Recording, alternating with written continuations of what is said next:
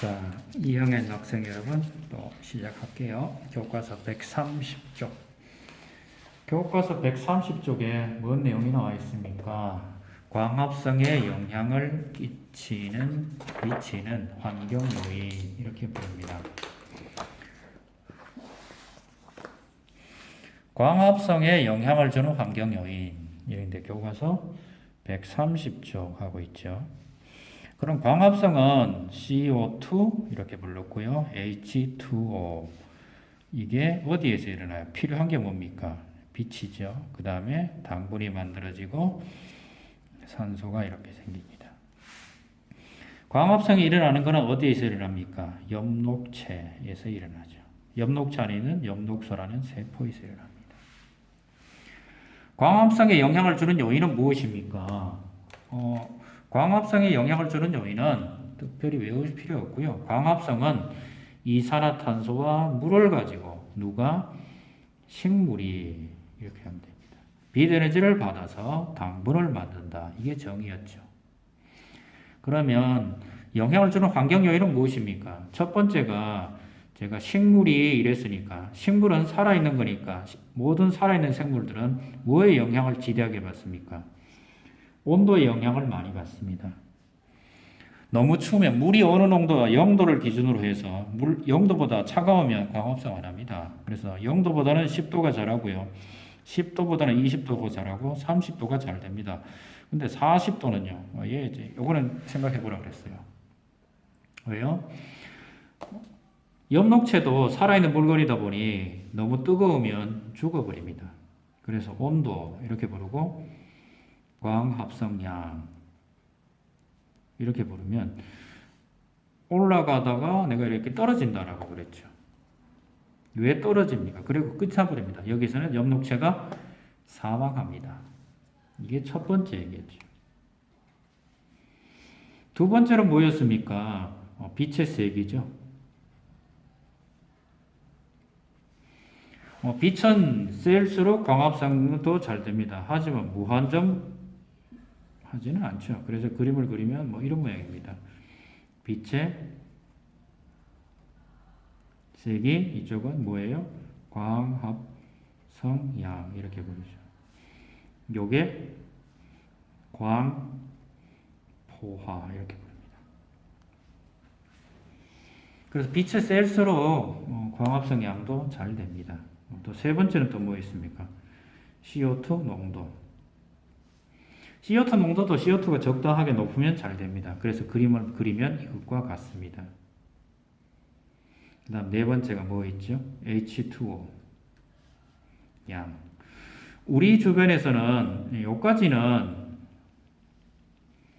사람이 어떻게 됩니다. 실험실 같은 빛의 세계를 펴줄 수 있는데 이거는 자연에 있으니까 자연에 존재하죠. 그러다 보니 현재 0.04%가 정도 되어 있는데 식물 입장에서는 이거보다 크면 더 잘 됩니다. H2O 양은 물의 양이죠.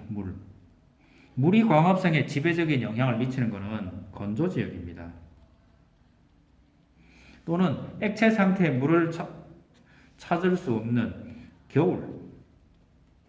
이럴 때는 물이 지배를 합니다. 우리나라 같으면 주로 물이 광합성 양에 영향을 주는 것은 없습니다. 생각 잘 해보세요. 물이 광합성 양에 영향을 주는 것은 없습니다. 자, 생각 잘 해보시고요. 근데 건조 지역에는 어떤 거 있습니까? 사막이나 건조 지역에 가시면 선인장이나 이런 것들이 있습니다. 선인장은 광합성을 팡팡 하고 싶은데 물의 양이 적죠. 그래서 힘듭니다.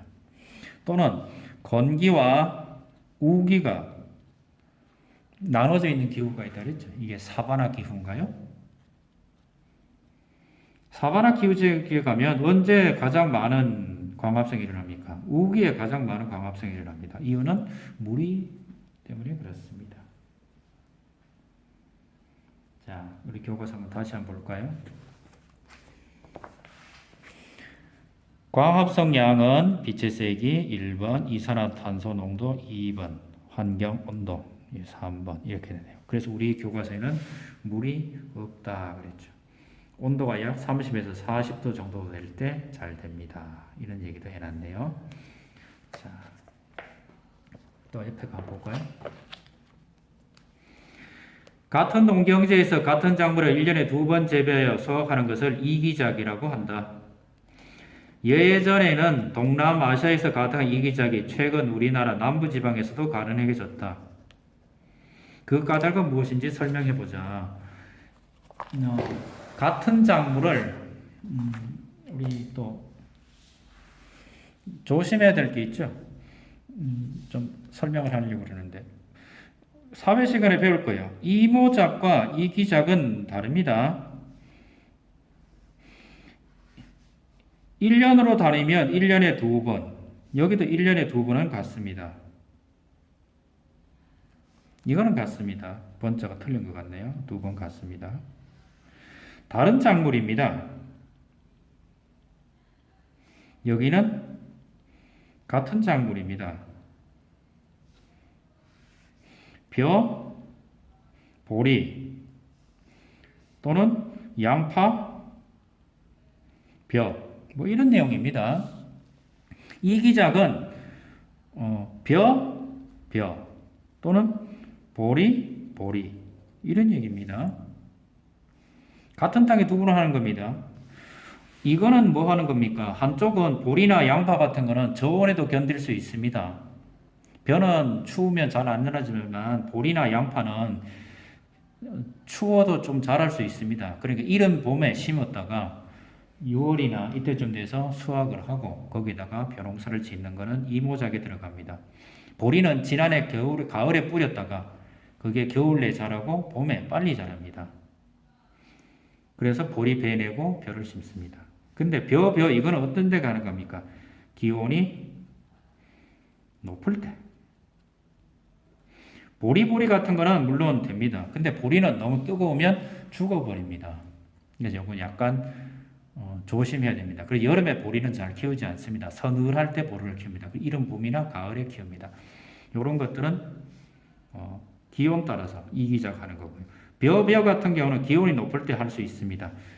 우리나라는 벼 이거 잘 안 합니다. 벼 했다가는 지금 쌀이 지금 처치곤란한데 이렇게 쌀값 다 되죠. 벼 하는 데는 어디에 있습니까? 태국 같으면 2년 오기작을 합니다. 그랬더니 2년에 벼농사 몇 번 지을 수 있습니까? 5번 지을 수 있습니다. 이 5번 다 하지 못하게 됩니까? 쌀값이 폭락하겠죠? 그래서 대충 짓고 맙니다. 그래도 굶어 죽진 않죠? 왜? 하도 뭐 2년에 5번 짓는데 한 번 안 짓는다고 해서 뭐 굶어 죽겠습니까? 그래서 이 나라는 쌀값 조절을 위해서 적당하게 농사 짓고 적당하게 놉니다. 우리나라는 어떻게 됩니까? 이 가능합니까? 벼는 아직 힘듭니다. 물론 되긴 합니다. 비닐하우스에 벼를 일찍 심어가지고 8월 말쯤에 또는 7월 말쯤에 비닐하우스에서 합니다. 비닐하우스 같은데 좀 도움을 받아야 됩니다. 일찍 심어가지고 미리 햇살로 일찍 팔아먹습니다. 그리고 거기다 심어가지고 다른 걸 합니다.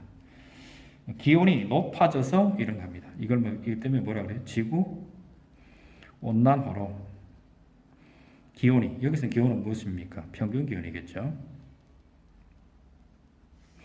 우리나라는 상당히 많이 따뜻해졌습니다.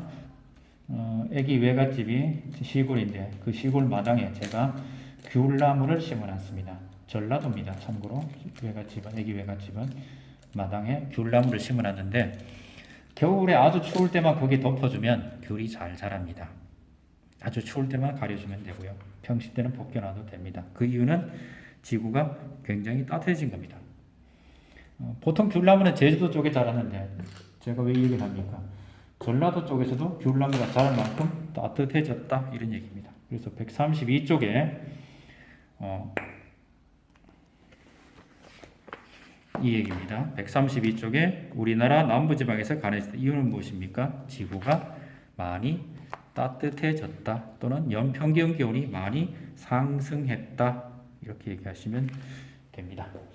자, 오늘 3번째까지 했고요. 다음 시간에는 한 번만 더 하면 될 것 같네요. 자, 이상입니다.